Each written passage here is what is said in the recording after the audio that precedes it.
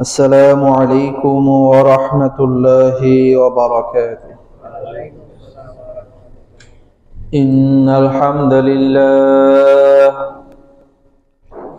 نحمده ونستعينه ونستغفره ونؤمن به ونتوكل عليه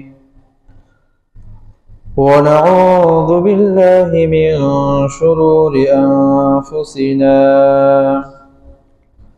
من يهده الله فلا مضل له ومن يضلل فلا هادي له، ونشهد أن لا إله إلا الله وحده لا شريك له، ونشهد أن سيدنا وحبيبنا وحبيب ربنا وطبيبنا وطبيب قلوبنا محمدا عبده ورسوله،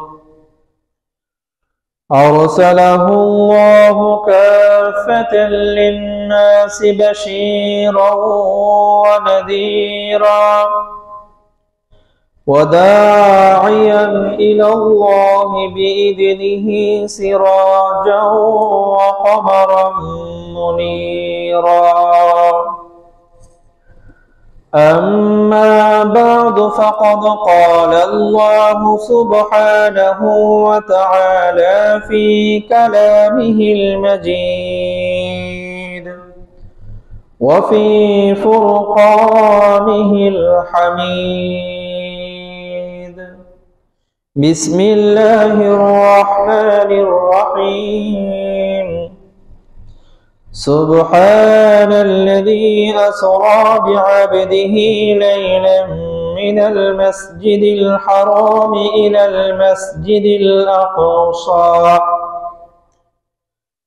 المسجد الأقصى الذي باركنا حوله لنريه من آياتنا إنه هو السميع البصير. صدق الله المولانا العظيم.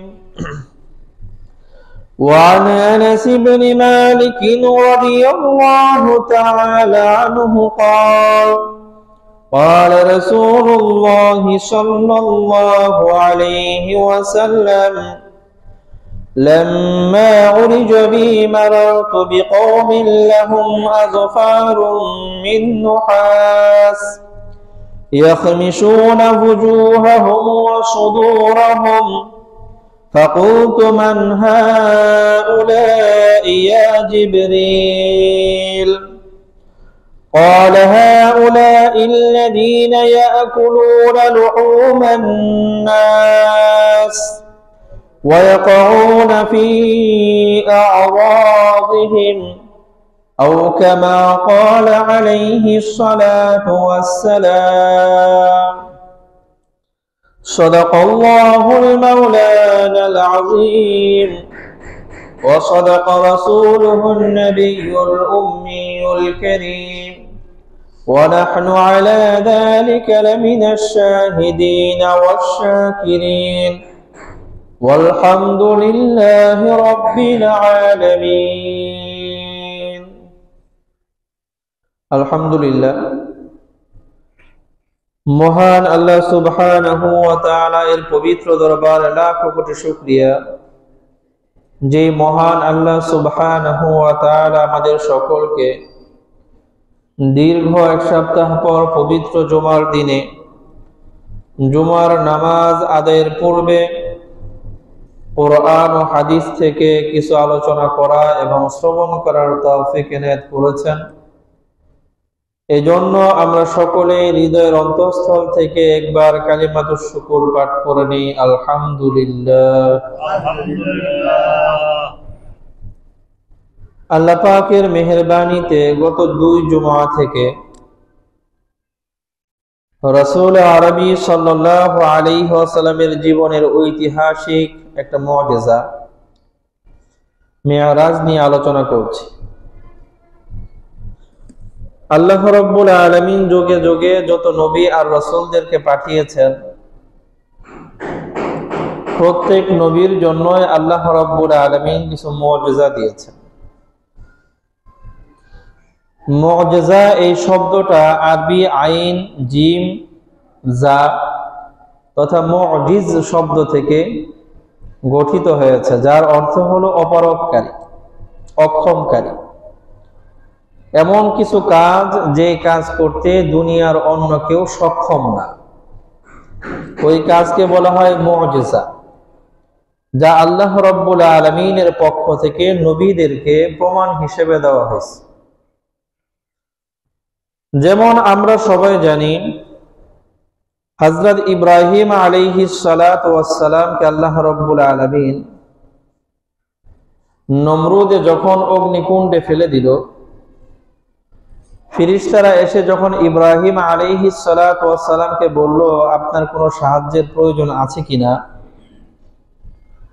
ইব্রাহিম আলাইহিস সালাতু ওয়াস সালাম বললেন, যদি তোমাদের তরফ থেকে প্রস্তাব হয় ফালা, তাহলে আমার কোনো সাহায্যের প্রয়োজন নাই।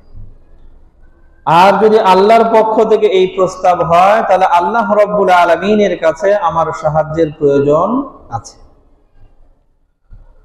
তখন আল্লাহ রাব্বুল আলামিন এই বিশাল বড় অগ্নিকুণ্ডকে নির্দেশ দিলেন, ইয়া নারু কুনি বারদাও ওয়া সালামান আলা ইব্রাহিম, হে আগুন, তুমি আমার খলিল ইব্রাহিমের জন্য বারদান, শীতল হয়ে যাও।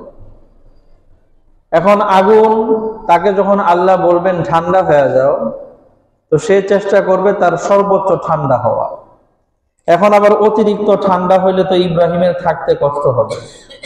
এই জন্য আল্লাহ রাব্বুল আলামিন আবার বলেন বারদাও ওয়া সালামান, শীতল তো হবেই, তবে পাশাপাশি সালামান, সহনীয় পর্যায়ে যেন থাকে, যেটাকে আমরা বর্তমান জামানায় বলি শীততাপ নিয়ন্ত্রিত। যেখানে শীত আর তাপ দুটোটাই নিয়ন্ত্রণের মধ্যে থাকে, মানুষের সহ্যের সীমার মধ্যে থাকে। তা আল্লাহ রাব্বুল আলামিন যেখানে অগ্নিকুণ্ড ইব্রাহিম আলাইহিস সালাতু ওয়াস সালামকে দূর থেকে নিক্ষেপ করা হয়েছে, কাছে আসারও কেউ সক্ষমতা পায় নাই, এত তাপ, সে আগুনের মধ্যে আল্লাহ রাব্বুল আলামিন তার জন্য ফুলের বাগান বানায় দিছেন। কি বানায় দিছেন? ফুলের বাগান। ইব্রাহিম আলাইহিস সালাতু ওয়াস সালাম সেখানে খুব আরামে আছে। বাইরে থেকে সবাই দেখতেছে এত আগুনের উত্তাপ, সেখানে ইব্রাহিমকে ফেলা হলো, তার একটা পশমও পড়ে না।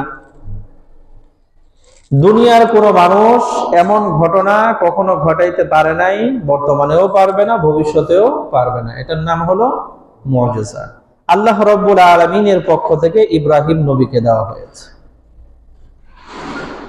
হযরত দাউদ আলাইহিস সালাতু ওয়াস সালামের জন্য আল্লাহ রাব্বুল আলামিন মুজিজা দিলেন। সেটা হলো, যে কোনো লোহার খনি থেকে দাউদ আলাইহিস সালাতু ওয়াস সালাম যদি চান, তাহলে এই হাত দিয়ে লোহা ছিঁড়ে আনতে পারেন। লোহা যেরকম মনে চায় সেইভাবে হাত দ্বারা তৈরি করতে পারেন। এখানে আগুন জ্বালায়া লোহাকে নরম করার কোনো প্রয়োজন পড়ে না। ইব্রাহিম হযরত দাউদ আলাইহিস সালাতু ওয়াস সালামের হাতে আল্লাহ রাব্বুল আলামিন লোহাকে নরম করে দিয়েছে। যেই লোহার মধ্যে দাউদের হাত লাগে, লোহা কি হয়ে যায়? নরম হয়ে যায়। দাউদ আলাইহিস সালাতু ওয়াস সালাম যেইভাবে চান ওইভাবেই ঘোরাইতে পারেন। এই সক্ষমতা দুনিয়ার কোনো মানুষের হাতে আল্লাহ দেন নাই, হযরত দাউদের কাছে দিয়েছেন। এটা হলো মুজিজা। হযরত মূসা আলাইহিস সালাতু ওয়াস সালাম যখন দাওয়াত নিয়ে যাবে ফিরাউনের কাছে, আল্লাহ রাব্বুল আলামিন বললেন, তোমার হাতে যে লাঠি আছে, এই লাঠিকে আমি মুজিজা বানায় দিলাম। ফিরাউনের সামনে নিয়ে ছাড়ার সাথে সাথে বিশাল বড় অজগর,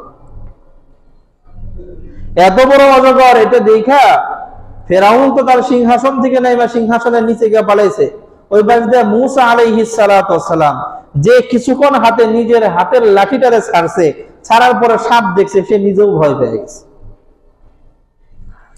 এটা হলো আল্লাহ রাব্বুল আলামিনের পক্ষ থেকে মূসা আলাইহিস সালাতু ওয়াস সালামের জন্য মুজিজা। ফিরাউন যখন বলল এটা জাদু, জাদু বইলা যখন এই ফিরাউন ৭০,০০০ জাদুকরদেরকে একসাথে করছে, কত হাজার? 70,000। এই 70,000 জাদুকরের 2 হাতে কত হাজার জাদুকর? তাদের হাত কটা কইরা? 70 দুগুণে 1,40,000। তাদের উভয় হাতে, প্রত্যেকের 2 হাতের মধ্যেই এই রশি ছিল। এই রশিগুলো যখন তারা ছাইড়া দিছে, এক হাতে রশি আর এক হাতে লাঠি ছেড়ে দিছে, তো 2টা করে সাপ হয়েছে। এক এক জাদুকরে কয়টা করে সাপ বানিয়েছে? 2টা করে। তো 1,40,000 সাপ হয়েছে, পুরা মাঠের মধ্যে দৌড় পারতেছে। মূসা আলাইহিস সালাতু ওয়াস সালাম মনে মনে ভয় পেয়ে গেছে, কত সাপ আসতেছে তেরে আমার দিকে। আল্লাহ রাব্বুল আলামিন বলছেন, মূসা তুমি ভয় পেও না, তোমার হাতের লাঠিটা ছেড়ে দাও। মূসার হাতের লাঠি মাত্র একটা। তো মূসার হাতের লাঠি যখন ছেড়ে দিছে, এত বড় সাপ হয়েছে, ওই সাপ গুলারে সবগুলারে গিলা খেয়ে ফেলেছে। তখন ওই জাদুকররাও বুঝতে পারছে, আমরা যেটা দেখাইছি এটা তো ভেলকিবাজি, এটা তো জাদু, কিন্তু মূসা যেটা আমাদের বিপক্ষে দাঁড় করেছে সেটা কোনো জাদু না। যার কারণে এই জাদুকররা বাস সাথে সাথে মূসা আলাইহিস সালাতু ওয়াস সালামের রবের উপর ঈমান আইনা আল্লাহর দরবারে সিজদায় লুটায় পড়ছে, আল্লাহ অতীতে ভুল করছে সব মাফ করে দেন। তাহলে আল্লাহ রাব্বুল আলামিন মূসাকে যেটা দিয়েছেন এটার নাম হলো মুআজিজা। দুনিয়ার কেউ করতে সক্ষম না, এটার নাম মুআজিজা। আল্লাহ রাব্বুল আলামিন হযরত ঈসা আলাইহিস সালাতু ওয়াস সালামকে মুআজিজা দিলেন, মাটি দিয়া একটা পাখির আকৃতি তৈরি কইরা যদি ঈসা আলাইহিস সালাতু ওয়াস সালাম আল্লাহর নাম নিয়ে ফু দিয়া দেয়, ওটা সাধারণ পাখির মতো পাখি হয়ে যায়, উড়তে শুরু করে, কিচিরমিচির শুরু করে দেয়, জানদার হয়ে যায়। কোন মৃত মানুষের পাশে গিয়ে যদি বলে কুম বিইযনিল্লাহ, মরা মানুষ দাঁড়ায় যায়। হযরত ঈসা আলাইহিস সালাতু ওয়াস সালাম কোন কুষ্ঠ রোগী, কোন শ্বেত রোগীর গায়ে যদি হাত বুলায়া দেয়, আল্লাহ রাব্বুল আলামিনের অনুমতি ক্রমে তৎক্ষণাৎ তার রোগ ভালো হয়ে যায়। এটা হলো ঈসা আলাইহিস সালাতু ওয়াস সালামের জন্য আল্লাহ রাব্বুল আলামিনের পক্ষ থেকে মুআজিজা। এগুলো তাদের নবুয়তের নিদর্শন ছিল। আমাদের নবী হযরত মুহাম্মদ মুস্তাফা সাল্লাল্লাহু আলাইহি ওয়াসাল্লাম, তিনি সর্বশেষ এবং সর্বশ্রেষ্ঠ, সর্বশেষ এবং সর্বশ্রেষ্ঠ নবী। এই নবীর পরে কিয়ামত পর্যন্ত আর কোন নবী আসবে না।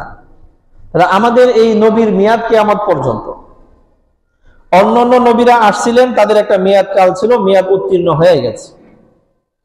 আমাদের নবী যেহেতু সর্বশেষ, আর নবী আসবে না, মেয়াদ কোন পর্যন্ত?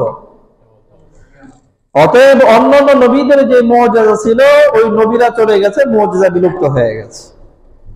কিন্তু আল্লাহ রাব্বুল আলামিন যেহেতু আমাদের নবী সর্বশেষ, আমাদের নবীর পরে আর কোন নবী আসবে না, আমাদের নবীর মেয়াদকাল কিয়ামত পর্যন্ত তিনি নবী। এই জন্য আল্লাহ রাব্বুল আলামিন আমাদের নবীকে এমন মুআজিজা দিয়েছেন যে মুআজিজা কিয়ামত পর্যন্ত থাকবে। নবী চলে গেছেন কিন্তু মুআজিজা আছে। ওই মুআজিজা হলো সবচেয়ে শ্রেষ্ঠ মুআজিজা, যে মুআজিজার সামনে অন্যান্য সমস্ত নবী আর রাসূলদের মুআজিজা, যেই মুআজিজার সামনে টিকতে পারে না, সেই মুআজিজা হলো আল কোরআন। সেটা কি? আল কোরআন। আমাদের নবী চলে গেছেন, কোরআন এখনো আছে। কোরআন কেমন মুআজিজা? আল্লাহ রাব্বুল আলামিন পবিত্র কোরআনে একবার চ্যালেঞ্জ করলেন, এ মক্কার কাফেরেরা, তোমরা তো বলো এই কোরআন নাকি নবী মুহাম্মদের নিজের গড়া, সে নাকি নিজে নিজে এই ছন্দগুলো বানাইছে। তাহলে তোমরা আরবের কত খ্যাতনামা সাহিত্যিক আছো, সবাই মিলে সম্ভব হইলে পবিত্র কোরআনের 10টা সূরা বানাও। পবিত্র কোরআনের কয়টা সূরা? 10টা। এটা প্রথম চ্যালেঞ্জ। পারবে না? এরপর আল্লাহ রাব্বুল আলামিন তাদের জন্য সহজ করে দিলেন, পবিত্র কোরআনের সবচেয়ে ছোট যেই সূরা আছে, সবচেয়ে ছোট, এটার সমান একটা নিয়ে আসো না। শুধু আরব না, আরব অনারব সারা বিশ্বে যত মানব দানব যাদেরকে তোমরা মানো, উপাস্য মানো, সবাই মিলে ট্রাই করে পবিত্র কোরআনের সবচেয়ে ছোট্টতম একটা সূরা বানিয়ে দেখাও। যদি মুহাম্মাদের কথা বলো, মুহাম্মদ নিজে বানাইছে। মুহাম্মদ তো শিক্ষিত না, মুহাম্মদ তো পড়ালেখা করে নাই, মুহাম্মদ তো সাহিত্যিক না। সে যদি পারে তো তোমরা সবাই মিলে পারবে না? তোমরা একটা বানাও। আল্লাহ রাব্বুল আলামিন বলেছেন কশিন কালেও পারবে না।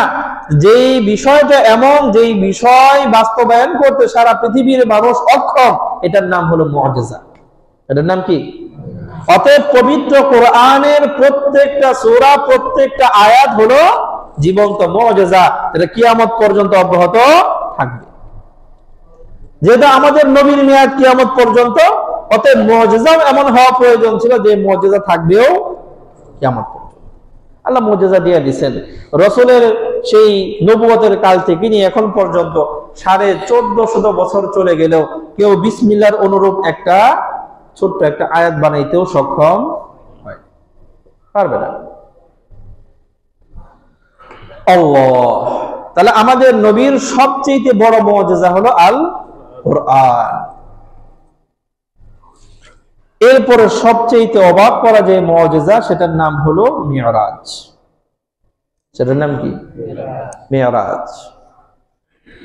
সেই মিরাজের আলোচনা চলছে।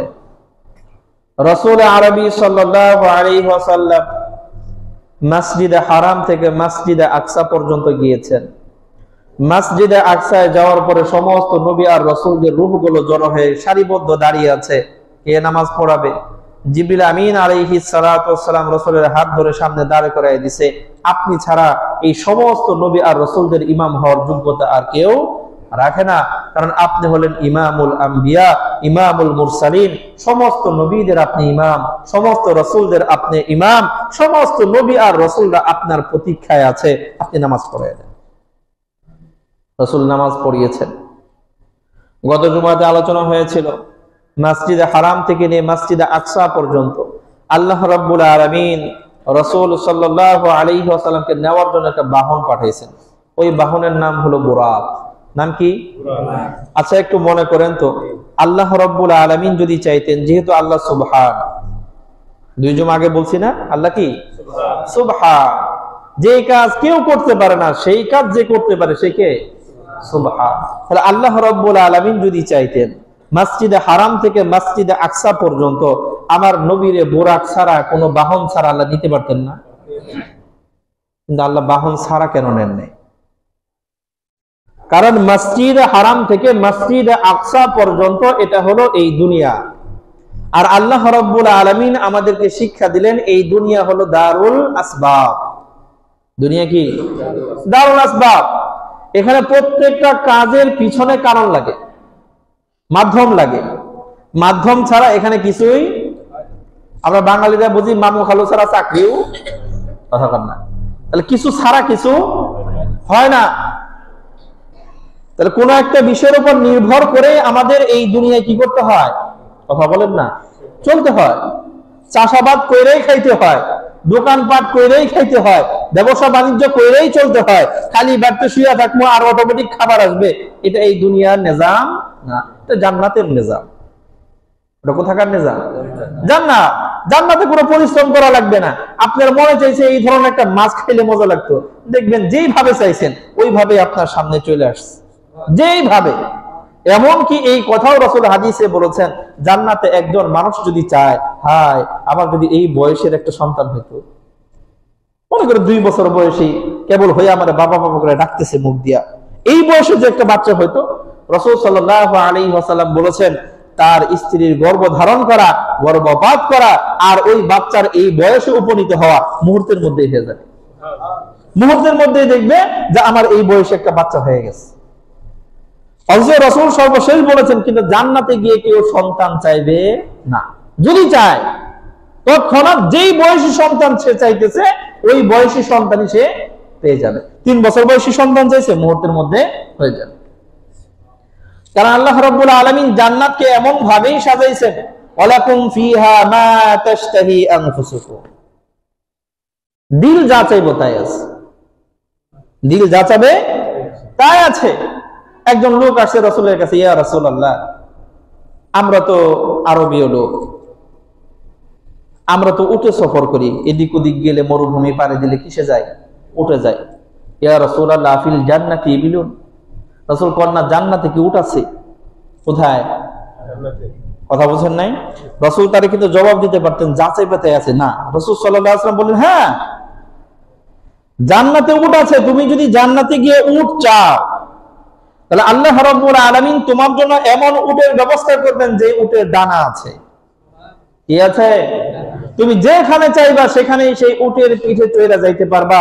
জান্নাতের যেই প্রান্তে তোমার মনে চাইবো সেই প্রান্তেই সেই উট তোমারে নিয়ে যাইব। ও তো খুব আনন্দিত। এখন আরেকজন বলতেছে, রাসূলের কাছে কখনো প্রশ্ন করার তো সুযোগ সবাই পায় না। ইলমি প্রশ্ন কি সবাই করতে পারে? ইলমি প্রশ্ন তো সবাই করতে পারে না, সাধারণ প্রশ্ন তো সবাই করতে পারে। একজনে উটের কথা জিজ্ঞেস করছেন, আরেকজন সাহাবী তারা, ইয়া রাসূলুল্লাহ আফিল জান্নাতি, জান্নাতের মধ্যে কি ফারসুন, ঘোড়া আছে? একটু আগে আরেকজনে জিজ্ঞেসে কি উট, আবার হেই জিজ্ঞেসে কি? এই প্রশ্ন করতে কি কোনো ইলম লাগে? কথা বলেন। এই প্রশ্ন তো সবাই করতে পারে। এখন ওই একটা চান্স পাইছে, ওই জিজ্ঞেস করছে রাসূল জান্নাতে উট আছে কিনা, এই জিজ্ঞেস করে রাসূল জান্নাতে ঘোড়া আছে কিনা। কথা বুঝেন না? এখন এই যে মাসআলা, কঠিন কঠিন মাসআলা তো সবাই জিজ্ঞাসতে পারে না, কিন্তু এটা তো রাসূলকে জিজ্ঞানো যায়। প্রশ্ন করলেন, ইয়া রাসূলুল্লাহ ফিল জান্নাতি ফারসুন, জান্নাতের মধ্যে কি ঘোড়া আছে? এখন ওই যে আগের লোকের রাসূল যে উত্তর দিবেন, এই লোকে আর ওই উত্তর দেন না, কারণ ওই উত্তর দিলে আরেকজন কবে ইয়া রাসূলুল্লাহ ফিল জান্নাতি বাকারা, আরেকজনে কবে ইয়া রাসূলুল্লাহ ফিল জান্নাতি দাজাজা, একজনের দিকে রাসূল জান্নাতে কি দিলে গরু আছে, আরেকজন বলতে কি ছাগল আছে, আরেকজন বলতে কি দুম্বা আছে, আরেকজন বলতে কি মুরগি আছে, আরেকজন বলতে ডিম আছে নি। প্রশ্ন বাড়তে থাকবে না? এই জন্য রাসূল সাল্লাল্লাহু আলাইহি ওয়াসাল্লাম আগের উত্তর দেন নাই। রাসূল সাল্লাল্লাহু আলাইহি ওয়াসাল্লাম বলেন, শোনো, তোমার দিলে যদি চায় শুধু ঘোড়া না, যা চায় সব আছে, যা চায় সব আছে। কিন্তু এই দুনিয়াতে আমার মনে যা চাইবে আমার সামনে উপস্থিত হবে, বিষয়টা এরকম না। এই দুনিয়ার মধ্যে মেহনত করতে হবে। আল্লাহ রাব্বুল আলামিন পবিত্র কোরআনে জানাই দিয়েছেন, মানুষ কি মনে করে যে এখানে জন্ম নিবে আর সবকিছু এমনি এমনি পাওয়া যাইবো? আল্লাহ রাব্বুল আলামিন তারে পরীক্ষা করবে না? কথা বলছেন নাই? এটা কি মানুষ মনে করে? না, এই দুনিয়া হলো দারুল আসবাব। রাসূল আরবি সাল্লাল্লাহু আলাইহি ওয়াসাল্লামকে যখন রাসূল আল্লাহ একটা মুআজিজা দিচ্ছেন, মিরাজ দিচ্ছেন, সেই মসজিদে হারাম থেকে মসজিদে আকসা পর্যন্ত যাবে, বাহন ছাড়া আমার রব নিতে পারেন, কিন্তু বাহন সহ নিছেন আল্লাহ বোঝানোর জন্য এই দুনিয়া হলো দারুল আসবাব। অতএব মসজিদে হারাম থেকে মসজিদে আকসা পর্যন্ত যাইতে হইলে একটা বাহন লাগবে। তো হাওয়ায় উইরা উইরা তুমি চলে যাবা, এটা জান্নাত না, এটা হলো দুনিয়া। এখানে সবব ইখতিয়ার করতে হবে। আমরা অনেকেই স্বপ্ন দেখি, হায় আমি যদি শিল্পপতি হইতে পারতাম, এই স্বপ্ন নিয়ে চোখটা বন্ধ করে ঘুমাই, সকালবেলা উঠে দেখি কই টাকা পয়সা তো বাড়ে নাই। কথা বুঝেন না? আবার অনেকেই নিয়ত করি, হ্যাঁ আমি যদি বিশাল বড় আল্লাহওয়ালা হয়ে যাইতে পারতাম, এটা চিন্তা করে এশার নামাজ না পড়ে ঘুম দিছে। কথা বুঝেন না? এইভাবে কি আল্লাহওয়ালা হওয়া যায়? আল্লাহওয়ালা হওয়ার জন্য পরিশ্রম করতে হবে। রাতে ঘুমাইলে তো আল্লাহওয়ালা হওয়া যায় না, রাত জায়গা রবের কদমে সিজদা দিলে আল্লাহওয়ালা হওয়া যায়। কথা পান না? এশার নামাজ না পড়ে ঘুমাইলে আল্লাহওয়ালা হওয়া যায়? তাহলে আল্লাহওয়ালা হওয়ার জন্য কি লাগবে? সবব লাগবে, মাধ্যম লাগবে। বা শুয়ে রইলাম আর আল্লাহওয়ালা হয়ে গেলাম, শুয়ে রইলাম আর পবিত্র কোরআনের হাফেজ হয়ে গেলাম, শুয়ে রইলাম আর বিশাল বড় আলেম হয়ে গেলাম, শুয়ে রইলাম আর বিশাল বড় মুখলিস দায়ী হয়ে গেলাম না। পরিশ্রম করা লাগে। এই দুনিয়া হলো দারুল আসবাব। এই জন্য আল্লাহ রাব্বুল আলামিন মিরাজের মতো অলৌকিক একটা ঘটনা ঘটাইছেন, যে ঘটনার জন্য আল্লাহ রাব্বুল আলামিন সুবহান শব্দ ব্যবহার করেছেন। দুনিয়ার কোনো মানুষ এটা ঘটাইতে পারতো না, আমি আল্লাহ ঘটাইছি। আল্লাহ রাব্বুল আলামিন চাইলে কোনো বাহন ছাড়াই নিতে পারতেন, নেন নাই আমাদেরকে বোঝানোর জন্য। এটা এই দুনিয়ার মাসআলা, এখানে বাহন ছাড়া চলবে না। এখন আল্লাহ রাব্বুল আলামিন সেই মসজিদে আকসা থেকে নিয়ে সপ্তম আসমান ভেদ করে আরশে আজিম পর্যন্ত নিয়ে যাবেন। মসজিদে হারাম থেকে মসজিদে আকসার দূরত্ব মাত্র ১৫০০ কিলোমিটার। কত? ১৫০০। আর এই জমিন থেকে নিয়ে প্রথম আসমান পর্যন্ত দূরত্ব আমার রাসূল বলেছেন ৫০০ বছরের রাস্তা। কয়শো বছর? ৫০০ বছর। ১৫০০ কিলোমিটার রাস্তা একজন মানুষ, সুস্থ স্বাভাবিক মানুষ যদি স্বাভাবিক ভাবে হাঁটে, মাত্র ২১ দিন লাগে পাড়ি দিতে। কয়দিন? কথা বলছেন না? ১৫০ কিলোমিটার পাড়ি দিয়ে কতদিন? ২১ দিনে সে স্বাভাবিক ভাবে হাঁটলে পাড়ি দিতে পারবে। তাহলে 21 দিনে পাড়ি দিতে পারে, সেই রাস্তার জন্য কি লাগছে? বুরাক। আর এখন আল্লাহ রাব্বুল আলামিন এই জমিন থেকে নিয়ে 7 আসমান ভেদ করে আরশে আজিম পর্যন্ত নিয়ে যাবেন, যেখানে এই জমিন থেকে প্রথম আসমানের দূরত্ব 500 বছরের রাস্তা। 21 দিন গুণ দেন না, কত 21 হয়ে যায়? হ্যাঁ, 500 বছরের রাস্তা। এরপরে আবার এই দ্বিতীয় আসমানের যে এই পাশের ছাদ, এই ছাদ থেকে না আবার ছাদের ওই পাশের পিঠ আছে না, এইটার দূরত্ব, মধ্যবর্তী দূরত্ব আবার 500 বছরের রাস্তা। এটা প্রথম আসমান। প্রথম আসমানের পিঠে যখন উঠবে, সেখান থেকে আবার দ্বিতীয় আসমানের পেটের দূরত্ব আবার 500 বছর। কথা কি বুঝতে পারতেছি? আবার ওই দ্বিতীয় আসমানের এই পেটে থেকে তার পিঠ পর্যন্ত দূরত্ব আবার 500 বছর। আবার সেখান থেকে তৃতীয় আসমানের পেট পর্যন্ত আবার 500 বছরের রাস্তা। সেখান থেকে আবার ওই পুরোটার পুরুত্ব হলো আবার 500 বছর। আবার সেই তৃতীয় আসমান থেকে চতুর্থ আসমান পর্যন্ত আবার 500 বছর। এইভাবে সপ্তম আসমানে ওঠার পরে সেখান থেকে আরশে আজিম পর্যন্ত আবার 500 বছরের রাস্তা। এখন বলেন তো, এই মসজিদে আকসা থেকে মসজিদে হারামের দূরত্ব আর এই জমিন থেকে নিয়ে আরশে আজিমের দূরত্ব কোনটা বেশি? তাহলে এই যে এই মসজিদে আকসা থেকে আরশে আজিমের দূরত্ব তো বেশি। মসজিদে হারাম থেকে মসজিদে আকসা পর্যন্ত বাহন লাগছে, কিন্তু এই মসজিদে আকসা থেকে নিয়ে আরশ পর্যন্ত কোনো বাহন লাগে না। দূরত্ব এখানে বেশি, কিন্তু কি লাগে নাই? কোনো বাহন লাগে নাই। কোন কোন বর্ণনার মধ্যে পাওয়া যায়, যেহেতু এই সফরের নাম হলো মেরাজ, মেরাজ শব্দের একটা অর্থ হলো সিঁড়ি। মেরাজ শব্দের একটা অর্থ কি? সিঁড়ি। তো আল্লাহ রাব্বুল আলামিন কুদরতি একটা সিঁড়ি দিয়ে দিয়েছেন, ওই সিঁড়ি বেয়ে উঠছে। কথা বলছেন না? কোন কোন বর্ণনায় পাওয়া যায়, আর বেশিরভাগ বর্ণনায় পাওয়া যায় কোনো মাধ্যম নাই। সরাসরি জিবরিল আলাইহিস সালাতু ওয়াস সালাম রাসূল আরবি সাল্লাল্লাহু আলাইহি ওয়াসাল্লামকে নিয়ে কোনো বাহন ছাড়া, কোনো মাধ্যম ছাড়া এই দুনিয়ার এই জমিন থেকে নিয়ে প্রথম আসমান, সেখান থেকে দ্বিতীয় আসমান, সেখান থেকে তৃতীয় আসমান, সেখান থেকে চতুর্থ আসমান, সেখান থেকে পঞ্চম আসমান, সেখান থেকে ষষ্ঠ আসমান, সেখান থেকে সপ্তম আসমান ভেদ করে আরশে আজিম পর্যন্ত কোনো বাহন ছাড়া, কোনো মাধ্যম ছাড়া সরাসরি রাসূল আরবি সাল্লাল্লাহু আলাইহি ওয়াসাল্লাম কালা নিয়ে গেছে। তাহলে মসজিদে হারাম থেকে আকসা পর্যন্ত বুরাক লাগছে, যেখানে দূরত্ব মাত্র 1500 কিলোমিটার, 23 দিনের রাস্তা। কিন্তু আল্লাহ রাব্বুল আলামিন 23 দিনের রাস্তার জন্য বুরাক ব্যবহার করেছেন, কিন্তু ওই মসজিদে আকসা থেকে আরশে আজিম পর্যন্ত এত এত শত মাইলের দূরত্ব আল্লাহ রাব্বুল আলামিন কি করার নাই? কোনো বাহন ব্যবহার করার। এই জন্যই তো আল্লাহ সুবহান ওইখানে কেন বাহন ব্যবহার করেন না? কারণ আল্লাহ রাব্বুল আলামিন বলেন এটা দুনিয়ার মাসআলা ছিল, দারুল আসবাব, ওটা পরকালের মাসআলা, ওটা আসমানের উপরের মাসআলা, ওটা আল্লাহ রাব্বুল আলামিনের ওয়াসিম ক্ষমতার মাসআলা। সেইখানে কোনো বাহন লাগে, ওটা নিজাম আলাদা। এইজন্য বাহন ছাড়া আল্লাহ রাব্বুল আলামিন নিয়ে গেছে।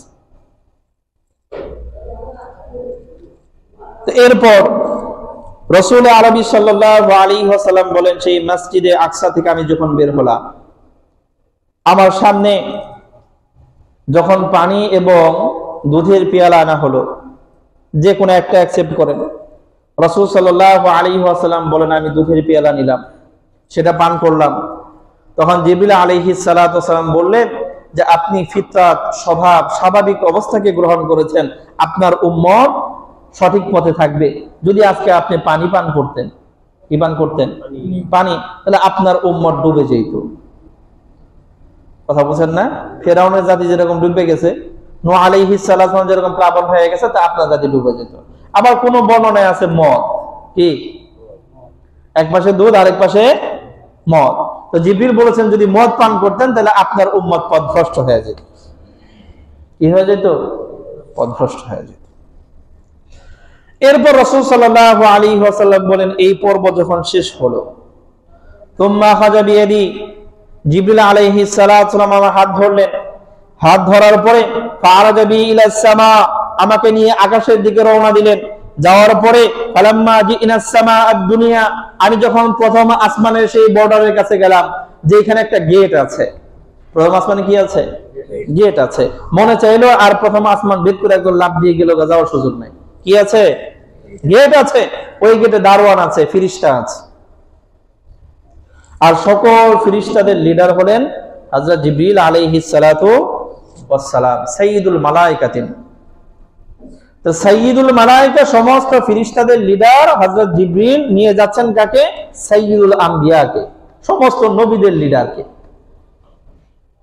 শুধু সমস্ত নবীদের লিডার না, রাসূল তো বলেছেন আনা সাইয়্যিদু ওয়ালদি আদম ইয়াউমাল কিয়ামা, কিয়ামতের দিন আমি তো সকল আদম সন্তানের লিডার হব।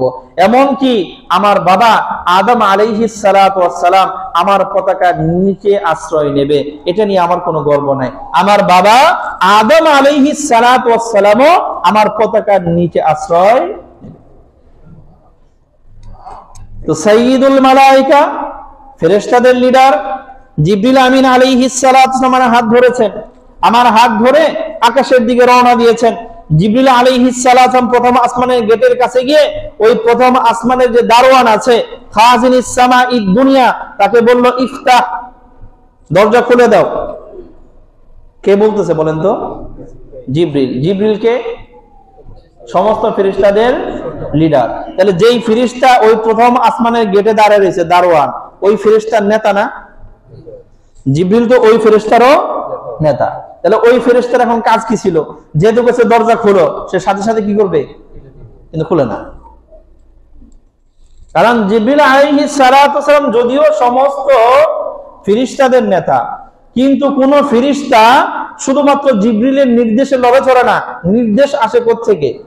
আল্লাহ। আল্লাহ রাব্বুল আলামিন নিজাম করে দিয়েছেন, কেউ আসলে পরিচয় জিজ্ঞেস করবা, পরিচয় জিজ্ঞেস করার পরে যদি মনে করো যে এই দরজা পাড়ি দেওয়ার কি আছে, তার পারমিশন আছে, তাহলে দিবা, নালে না। তো জিবরিল আলাইহিস সালাতু ওয়াস সালাম যখন বললেন দরজা খোলো, তো ওই ফেরেশতা জিজ্ঞেস করতেছেন, জিবরিলের কণ্ঠ ওই ফেরেশতা চিনেন? কথা বলেন না। ওই ফেরেশতা জিবরিলের কণ্ঠ চিনে। তো ওই ফেরেশতা বলতেছেন মান হাদা, আপনি কে? কথা কি বুঝতে পারছেন? ওই ফেরেশতা যে প্রথম আসমানের গেটে দাঁড়িয়ে আছে, সে জিজ্ঞেস করছে আপনি কে? তো জিবরিল আলাইহিস সালাতু ওয়াস সালাম বলছে আমি জিবরিল। তখন ওই ফেরেশতা বলতেছেন হাল মাআকা আহাদ, আপনার লগে মনে হয় কেউ আছে, আপনি একা না। কথা বুঝছেন না? তখন জিবরিল আলাইহিস সালাতু ওয়াস সালাম বলেন নাআম মাই মুহাম্মদ সাল্লাল্লাহু আলাইহি ওয়াসাল্লাম। জিবরিল আমিন আলাইহিস সালাতু ওয়াস সালাম বলতেছেন, খেয়াল করবেন, এই যে আমি যে কথাগুলো বলতেছি হুবহু এই শব্দগুলোই রাসূল বলেছেন, যার কারণে সাহাবীরা এই শব্দগুলোই বর্ণনা করেছেন। ওই শব্দগুলো আমাদের পর্যন্ত আসছে। কেন আসছে? প্রত্যেকটা কথার মানে আছে। নাহলে তো রাসূল সহজে বলতে পারতেন প্রথম আসমান গেলাম, দ্বিতীয় আসমান গেলাম, তৃতীয় আসমান গেলাম, বলতে পারতেন না? এই বিস্তারিত বলার মানে কি? এগুলোর মধ্যেও কি আছে? শিক্ষা আছে। এখন ওই ফেরেশতা বলতেছে মনে হয় আপনার সাথে কেউ একজন আছে। জিবরিল আলাইহিস সালাতু ওয়াস সালাম উত্তর দিলেন এইভাবে, হ্যাঁ আমার সাথে মুহাম্মদ সাল্লাল্লাহু। জিবরিল বলেন না যে হ্যাঁ আমার সাথে আরেকজন আছে, সরাসরি পরিচয় দিয়েছেন আমার সাথে কে আছে? মুহাম্মাদুর রাসূলুল্লাহ। আকাশে এমন কোন ফেরেশতা নাই যেই ফেরেশতা মুহাম্মদের নাম জানে না। এমন কোন ফেরেশতা নাই যেই ফেরেশতা জানে না যে মুহাম্মদ সাইয়্যিদুল আম্বিয়া। এমন কোন ফেরেশতা নাই যেই ফেরেশতা জানে না যে নবী মুহাম্মদ সাল্লাল্লাহু আলাইহি ওয়াসাল্লাম আল্লাহর হাবিব। এমন কোন ফেরেশতা তো নাই। তো যেই ফেরেশতা প্রথম আসমানের দারোয়ান মুহাম্মদ সাল্লাল্লাহু আলাইহি ওয়াসাল্লাম বলার পরে সে বুঝে নাই কে আসছে সাথে? কথা বলেন, বুঝে নাই? বুঝতে পারছে, কিন্তু বোঝার পরেও এই ফেরেশতা বলতেছে আ উরসিলা ইলাই, আপনি যে সাথে মুহাম্মদরে নিয়ে আসছেন, এই মুহাম্মদ সাল্লাল্লাহু আলাইহি ওয়াসাল্লামকে আনার জন্য কি আল্লাহ পারমিশন দিছে? কথা বুঝেন না? তাহলে মুহাম্মদ আসছে, যার চাইতে দামি মানুষ এই দুনিয়ার মধ্যে আর কেউ হতে পারে না। ওনার দাম সম্পর্কে, ওনার ক্ষমতা আর পাওয়ার সম্পর্কে ওই ফেরেশতা অবগত আছে। এরপরও সে জানে মুহাম্মদকে এই গেট পাড়ি দেওয়ার আগে আমার রবের অর্ডার আমাকে মানতে হবে। কথা বুঝেন না? আমরা অনেক বাড়িতে যাই, যাওয়ার পরে যদি ওইখানে একটা গেট থাকে, দারোয়ান থাকে, তা আমরা প্রথমে বলি যে অমুকে বলো, যে অমুকে আসছে। তখন ওই ভিতর থেকে পারমিশন আসলে ঠিক আছে যান, আমরা স্বাভাবিক যারা যাই। কিন্তু একটু পাওয়ার যদি বেশি থাকে, গেটে মনে করেন দারোয়ান বলে দিছে আজকে কাউরে ঢুকতে দিও না, আমি একটু বিশ্রাম নেব। দারোয়ান অনেক সময় বর খেলাপ করে, দেখা যাচ্ছে চেয়ারম্যান সাহেব আসছে, এখন কেমনি আটকায়, কথা বুঝেন না, গেট খুলে দিচ্ছে। আবার কোন দারোয়ান যদি প্রথমে বাধাও দেয় যে না সবাই আজকে তো কারো ঢুকতে দিতে না করছে, ঢুকতে দেওয়া যাবে না, চেয়ারম্যান কথা বলছেন না, আমি চেয়ারম্যান, আমার সামনেও গেট বন্ধ রাখবি, আচরণ এটা হয় না? মুহাম্মদুর রাসূলুল্লাহ গেছে প্রথম আসমানে, সেই গেটের দারোয়ান যেই ফেরেশতা, সেই ফেরেশতা জানে আসছে হলো সাইয়্যিদুল মালায়েকা, সমস্ত ফেরেশতাদের লিডার জিবরিল নিয়ে আসছে। কারে নিয়ে আসছে? সাইয়্যিদুল আম্বিয়ারে নিয়ে আসছে। সেও বলতেছে কারে নিয়ে আসছো? মুহাম্মদুর রাসূলুল্লাহ সর্বশ্রেষ্ঠ নবীকে নিয়ে আসছি। আচ্ছা, আল্লাহ কি পারমিশন দিছে? যদি পারমিশন হয় তাহলে গেট খুলবো, যদি না হয় মুহাম্মদুর রাসূলুল্লাহর জন্য আমি গেট খুলতে পারবো না। কারণ মুহাম্মদুর রাসূলুল্লাহ সর্বশ্রেষ্ঠ, সবচেয়ে শ্রেষ্ঠ মানব, কিন্তু আমার কাছে নির্দেশ কারটা বড়? আল্লাহ। এরপর যখন জিবরিল আলাইহিস সালামকে বললেন আচ্ছা মুহাম্মদের জন্য কি পারমিশন হয়েছে, তখন জিবরিল আলাইহিস সালাম বললেন নাম, হ্যাঁ, আল্লাহ রাব্বুল আলামিন তাকে নিয়ে আসার জন্য আমাকে পাঠাইছে। তখন এই ফেরেশতা দরজা খুলে দিছে। কি খুলে দিছে? দরজা খোলার সাথে সাথে ফেরেশতা সালাম দিছে, আসসালামু আলাইকা ইয়া রাসূলুল্লাহ। চিনে তো, কিন্তু গেট আগে খুলে নাই, কারণ আমার মালিকের পারমিশন ছাড়া মুহাম্মদুর রাসূলুল্লাহর জন্য গেট খোলা যাবে না। আচ্ছা, আরেকটা ঘটনা আপনাদেরকে শোনাই। জান্নাতের একটা গেট আছে, মূল ফটক আছে। এই গেট আল্লাহ রাব্বুল আলামিন ওই ফেরেশতারে বলে দিবেন যে মুহাম্মদুর রাসূলুল্লাহর ছাড়া এই গেট উদ্বোধন করা যাবে না। সর্বপ্রথম মুহাম্মদ আসবে, তার জন্য গেট খুলবে, এরপর অন্যরা। মুহাম্মদ আসার আগে কেউ ঢুকতে পারবে না। কথা কি বুঝতে পারছেন? রাসূল সাল্লাল্লাহু আলাইহি ওয়াসাল্লাম যখন জান্নাতের গেটে গিয়ে করা নাড়বেন, কলিং বেল দেবে, ওই পাশ থেকে জান্নাতের যে দায়িত্বশীল ফেরেশতা সে জিজ্ঞেস করবে কে আসছেন। এই পাশ থেকে রাসূল বলবেন আমি মুহাম্মদুর রাসূলুল্লাহ। তখন ওই ফেরেশতা বলবে হ্যাঁ, আপনার জন্যই আল্লাহ কইছে প্রথমে গেটটা খুলতে, তাহলে আপনি আইছেন, খোলা যায়। কথা বুঝেন না? হ্যাঁ, সব কিছুর একটা কি আছে? শৃঙ্খলা আছে, নিজাম আছে। এই জন্য রাসূল সাল্লাল্লাহু আলাইহি ওয়াসাল্লাম এই ধাপে ধাপে এই বর্ণনাগুলো আমাদের কাছে দিয়েছেন, যাতে করে আমরা শিক্ষা নেই। আমি চেয়ারম্যান হইলে কারো বাড়িতে যখন তখন ঢুকতে, কথা বলেন, আমি মেম্বার হইলে যখন তখন কারো বাড়িতে ঢুকতে, আমি প্রেসিডেন্ট হইলেও যার তার বাড়িতে যখন তখন ঢুকতে, কথা কয় না, পারবো না। এটা ভদ্রতা না। যদিও আমরা কি দেখাই, দাপট দেখাই, কিন্তু এটা কি না, ভদ্রতা না। আল্লাহু আকবার।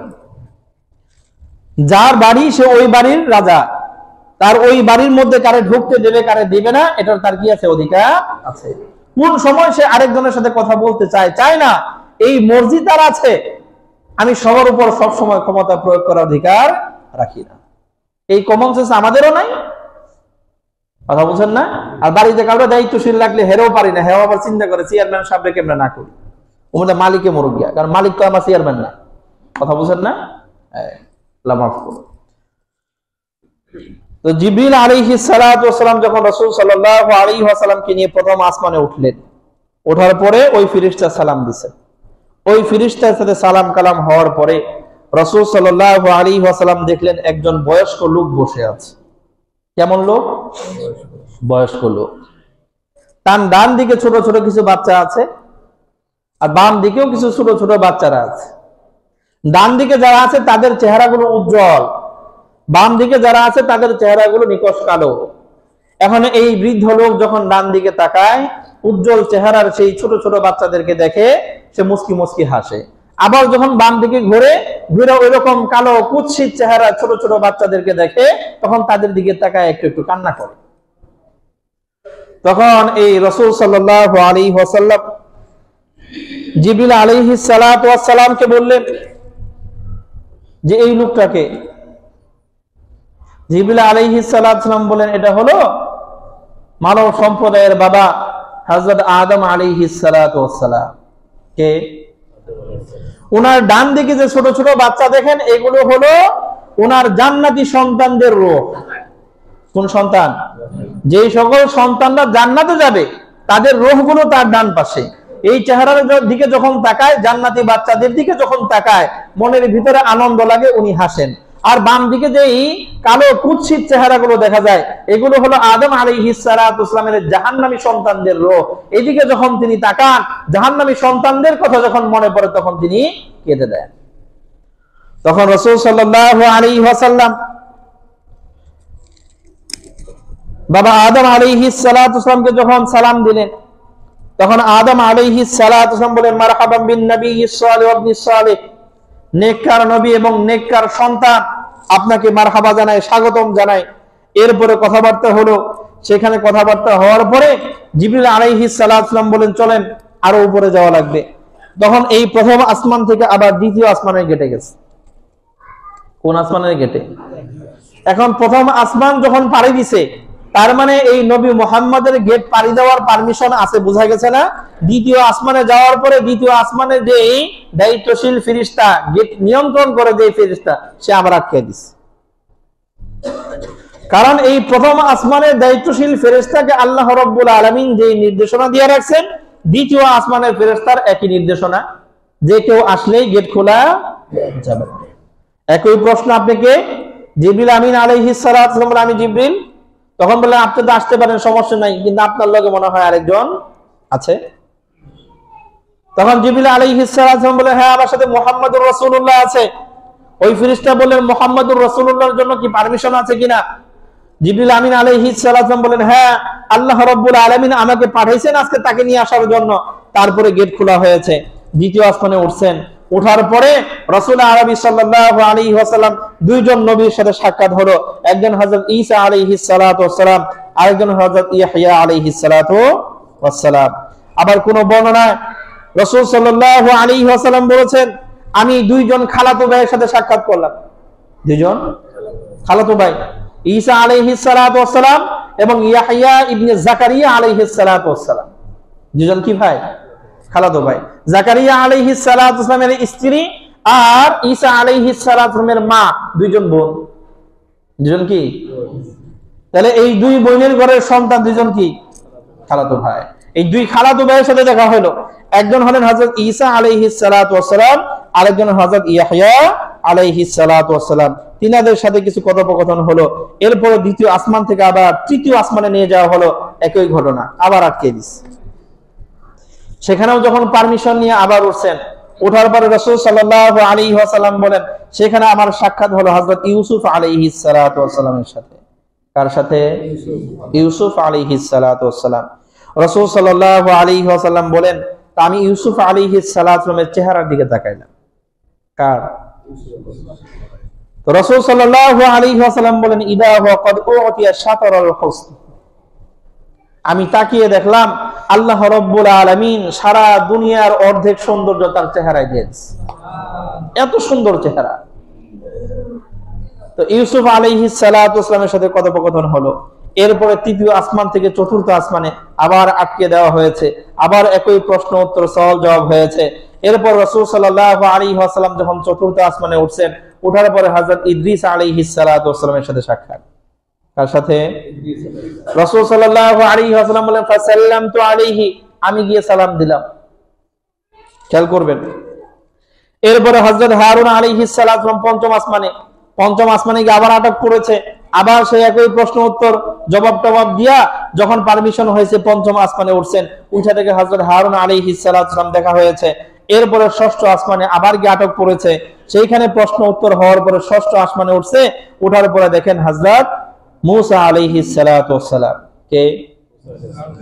হযরত আদম আলাইহিস সালাতু ওয়াস সালামের সাথে সাক্ষাৎ হয়েছে। আদম আলাইহিস সালাম বসে আছেন, রাসূল সালাম দিয়েছেন। দ্বিতীয় আসমানে গেছেন, হযরত ঈসা এবং ইয়াহইয়া আলাইহিস সালাতু ওয়াস সালাম, তারা এগিয়ে আসছেন, রাসূল সালাম দিয়েছেন। এরপরে তৃতীয় আসমানে গেছেন, হযরত ইউসুফ আলাইহিস সালাতু ওয়াস সালাম এগিয়ে আসছেন, রাসূল সালাম দিয়েছেন। এরপরে চতুর্থ আসমানে গেছেন, হারুন আলাইহিস সালাতু ওয়াস সালাম এগিয়ে আসছেন, রাসূল সালাম দিয়েছেন। এখন গেছেন হলো কোন আসমানে? ষষ্ঠ আসমানে। ষষ্ঠ আসমানে হযরত মূসা আলাইহিস সালাতু ওয়াস সালাম এগিয়ে আসছেন, রাসূল সালাম দিয়েছেন। কে সালাম দিয়েছে? রাসূল সালাম দিয়েছে। সালাম দিয়ে ওনার সাথে কথোপকথন শেষ করে রাসূল সাল্লাল্লাহু আলাইহি ওয়াসাল্লাম এখন সপ্তম আসমানের দিকে সওয়ার হবেন, সপ্তম আসমানের দিকে উঠবেন। এমন সময় দেখে হযরত মূসা আলাইহিস সালাম কান্না করতেছে। কে কান্না করে? মূসা আলাইহিস সালাতু সালাম কান্না করতেছেন। মূসা আলাইহিস সালাতু সালামকে জিজ্ঞেস করা হলো, মা আবকাক? দ্বিতীয় আসমান, তৃতীয় আসমান, চতুর্থ আসমান, পঞ্চম আসমান, কত নবীর সাথে সাক্ষাৎ হলো, সেখানে সাক্ষাৎ নিয়ে বিদায় নিয়ে চলে আসা হয়েছে, কোন নবী তো কান্না করে নাই, আপনি কান্দেন কেন? তখন মূসা আলাইহিস সালাতু সালাম বলেন, ইয়া রাব্বি হাদাল গুলাম আল্লাযী বুইসা বাদি, হে আমার রব, এই যে ছোট বাচ্চা মুহাম্মদ সাল্লাল্লাহু আলাইহি ওয়াসাল্লাম বলেন ছোট বাচ্চা, কথা বলছেন না, অল্প বয়সী একজন, তারে পাঠাইছেন আমার কত পরে, আমি মূসা আসছি কত আগে সেই বনি ইসরাইলে, আমার কত পরে এই নবীর আপনি পাঠাইছেন, আমার কত পরে এই দুনিয়ার মধ্যে আসছে, কিন্তু আমার উম্মতের তুলনায় তার উম্মত বেশি জান্নাতি হবে, এই আফসোসে আমি কান্না করতেছি। কথা বলছেন না, আমি নবী মূসার উম্মতের চাইতে অনেক বেশি উম্মত এই মুহাম্মাদের জান্নাতি হবে, এই জন্য আমি কি করতেছি? আফসোস করতেছি যে আমার উম্মত কি হবে, জান্নাতি কম হবে তার তুলনায়, এই জন্য কান্না করতেছি। এখানেও একটা ঘটনা আছে। রাসূল সাল্লাল্লাহু আলাইহি ওয়াসাল্লাম বলেন, আল্লাহ রাব্বুল আলামিন জান্নাতি আর জাহান্নামীদেরকে যখন আমাকে দেখাইলেন, দেখলাম একজন নবী তার সাথে একজন উম্মত। কয়জন? আরেকজন নবী তার সাথে কোনো উম্মত নাই। তার কি নাই? আরেকজন নবী তার সাথে 2 জন উম্মত, আরেকজন নবী তার সাথে 10 জন, কোন নবীর সাথে 100 জন। এভাবে দেখতে দেখতে আল্লাহ রাব্বুল আলামিন একবার দেখলেন বিশাল বড় একটা দল, বিস্তীর্ণ এলাকা জুড়ে বিশাল বড় একটা দল, এক নবীর উম্মত। আমি মনে মনে ভাবলাম, হায়, এই যে বড় উম্মতের একটা পার্টি দেখতেছি, দল দেখতেছি, এটা যে আমার হইতো। মনে মনে আমি ভাবতেছি, এই উম্মত গুলো যদি কি হইতো, কারোর সাথে 1 জন, কারোর সাথে 5 জন, কারোর সাথে 10 জন, 100 জন। এখন দেখা যায় পুরা বিস্তীর্ণ এলাকা জুড়ে উম্মতটা দাঁড়িয়ে আছে, জান্নাতি হবে, এই উম্মত যদি আমার হইতো। রাসূল বলেন, মনে মনে আমি ভাবতেছি, এখন দেখি যে না, এলান হলো এটা মূসার উম্মত। কার উম্মত? তখন রাসূল সাল্লাল্লাহু আলাইহি ওয়াসাল্লাম বলেন, এরপর আমাকে দেখানো হলো, আমি দেখলাম একটা উম্মত দিগন্ত বিস্তৃত, আবার তাকে দেখি আরো এই পরিমাণ, আবার তাকায় দেখি আরো এই পরিমাণ, আবার তাকায় দেখি আরো এই পরিমাণ। তারপরে এলান করা হলো, ইয়া রাসূলুল্লাহ হাদা উম্মতুক। কথা বুঝেন না? মূসার উম্মত দেখে আপনি তো ভাবছিলেন, হ্যাঁ, এটা যদি আমার উম্মত হইতো, এই পরিমাণ না, আপনার উম্মত মূসার উম্মতের চাইতেও আরো 4 গুণ বেশি।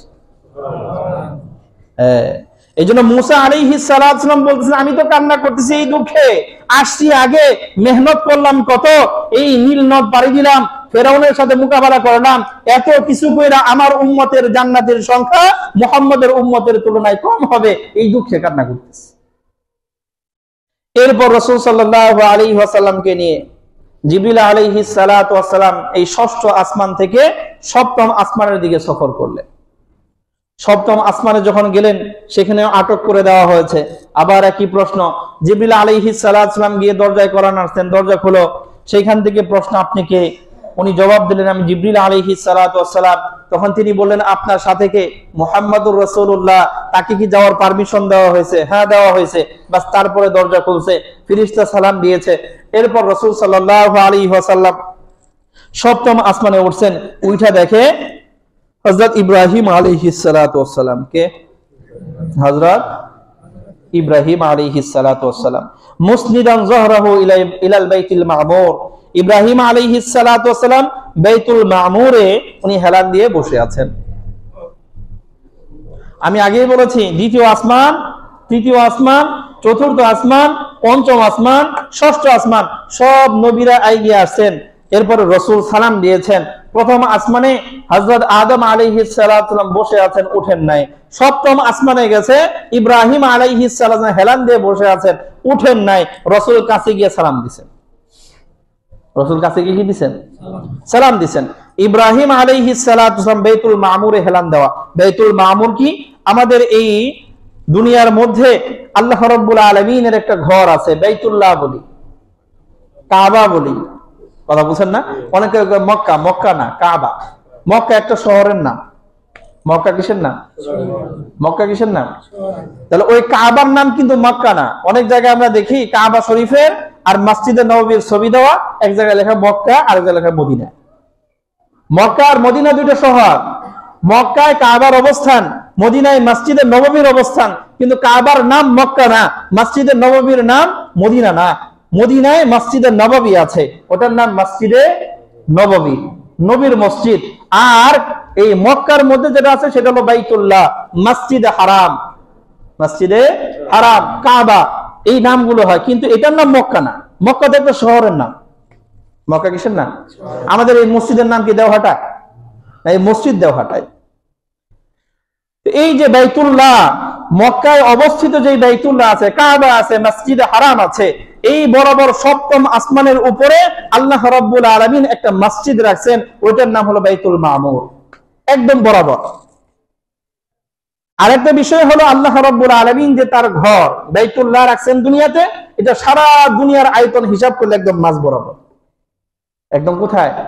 মাঝখানে, পুরা দুনিয়ার মাঝখানে আল্লাহ রাব্বুল আলামিন এই কাবা শরীফকে রাখছেন।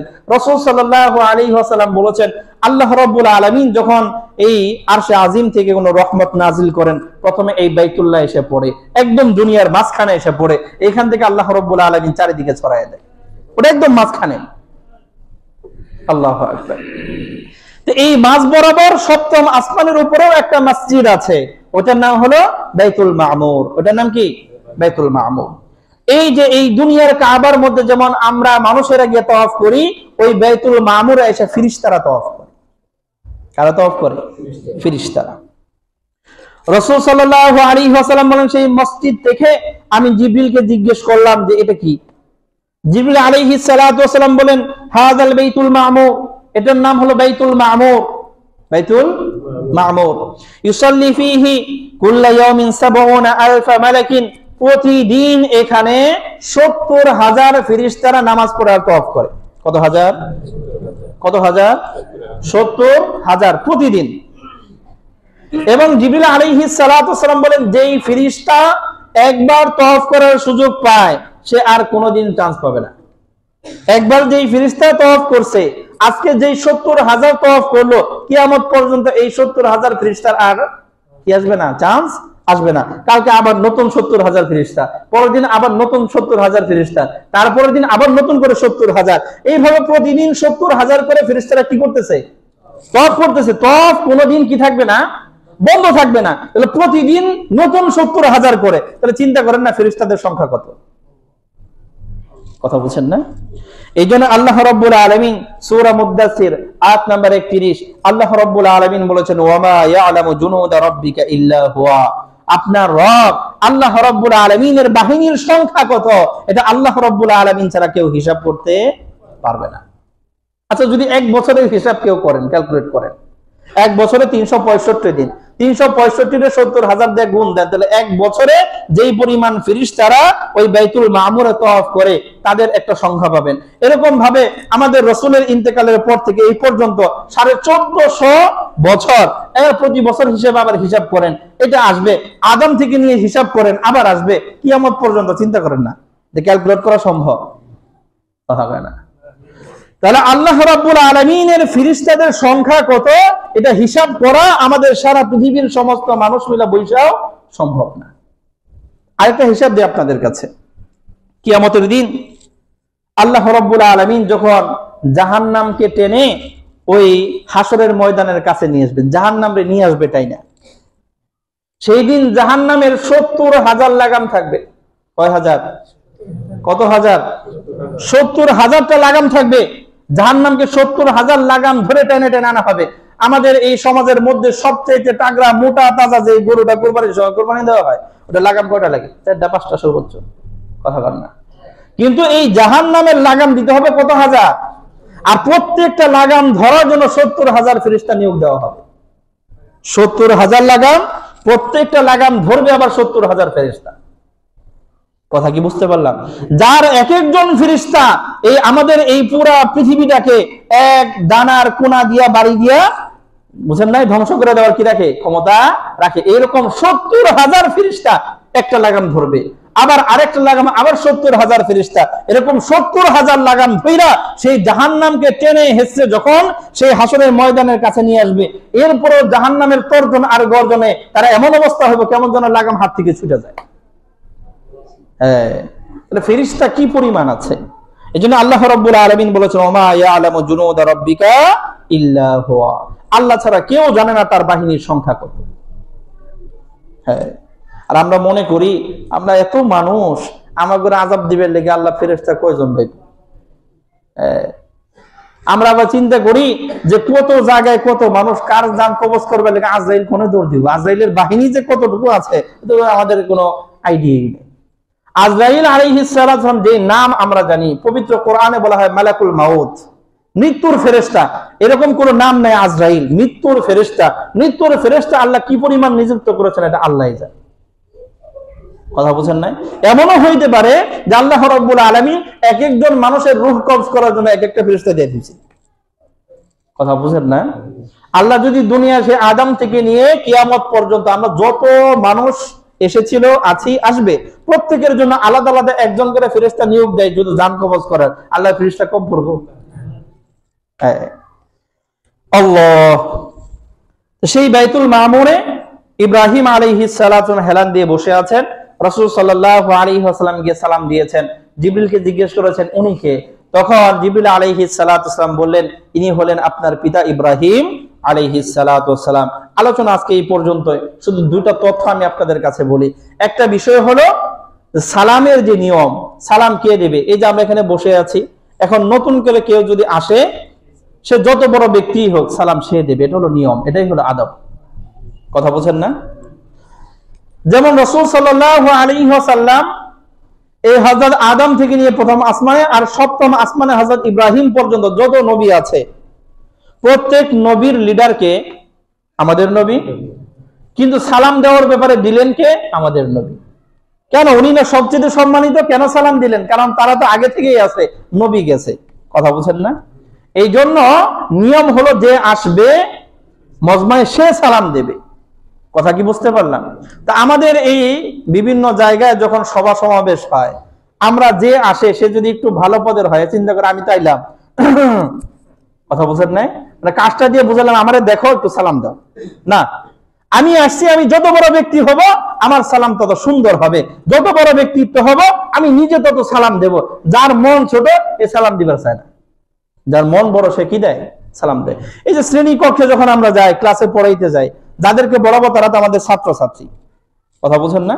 আমরা তাদের যে সম্মানিত, অনেক সময় গিয়া মনে করি দিলে আমি সালাম দেবো কি লিগে, হেরা আমার সালাম না, তারা এখানে বসে আছে আগে থেকে, আমি কেবল আসলাম, সালামটা কে দেবে? আমি টিচার, আমি শিক্ষক, আমি দেব। এটা হলো শিক্ষা। রসুল গিয়ে রসুল নিজে সালাম দিয়েছেন, সাল্লাম তো আলাইহিম আজমাইন। রসুল বলেছেন আমি সব নবীকে সালাম দিছি। তো আমাদেরও কাজ হলো আমরা কোনো মজমায় গেলে আমি যত বড় ব্যক্তি হই না কেন সালাম আমি দেব ইনশাআল্লাহ। এখন দ্বিতীয় কথা হলো, কোন একজন ব্যক্তি যদি আমার সাথে সাক্ষাৎ করতে আসে, এই জন্য সৌজন্যতা হলো একটু এগিয়ে গিয়ে তার সাথে কি করা? সাক্ষাৎ করা। দ্বিতীয় আসমানে করেছেন, তৃতীয় আসমানের নবীও করেছেন, চতুর্থ আসমানেও করেছেন, পঞ্চম আসমানে হারুন আলাইহিস সালাম করেছেন, ষষ্ঠ আসমানে মুসা আলাইহিস সালাম করেছেন, কিন্তু প্রথম আসমানে হযরত আদম আলাইহিস সালাম এগিয়ে যান নাই। আর সপ্তম আসমানে ইব্রাহিম আলাইহিস সালাম এরকম হেলান দিয়ে বসে আছেন, এগিয়ে যান নাই, কারণ তারা দুইজন হলেন বাবা। তারা দুজন কি? কথা বলেন না, তারা দুজন কি? বাবা। আল্লাহ রাব্বুল আলামিন বাবার সম্মান এত উপরে রাখছেন, রাসূল বলেছেন বাবা হলো জান্নাতের দরজা, তুমি যদি চাও এটাকে ঠিক রাখো, আর তুমি যদি চাও এটাকে ভেঙে ফেলো। বাবা জান্নাতের দরজা। এই জন্য আল্লাহ মুহাম্মাদুর রাসূলুল্লাহ সাইয়্যিদু ওয়ালদি আদম হইতে পারে, সমস্ত নবী আর রাসূলদের সর্দার হইতে পারে, কিন্তু আদমের কাছে তুমি সন্তান, ইব্রাহিমের কাছে তুমি সন্তান। অতএব সন্তান হিসেবে, ছেলে হিসেবে তোমার মর্যাদা যত বড়ই হোক, যত বড় প্রেসিডেন্ট হও, বাবার সামনে গিয়ে তুমি সালাম দিবা। বাবা তোমার জন্য বৃদ্ধ বয়সে চেয়ার ছাইরা তোমার কাছে আসবে না, তুমি সেই বাবার চেয়ারে বসে আছে সেখানে গিয়ে সালাম দিবা। এটা আদব। কথা কি বুঝতে পারলাম? আল্লাহ রাব্বুল আলামিন আমাদের সকলকে বোঝা এবং সেই মোতাবেক আমল করার তৌফিক দান করেন। বাকি আলোচনাগুলো আল্লাহ রাব্বুল আলামিন তৌফিক দান করলে আগামী জুমাতে হবে ইনশাআল্লাহ।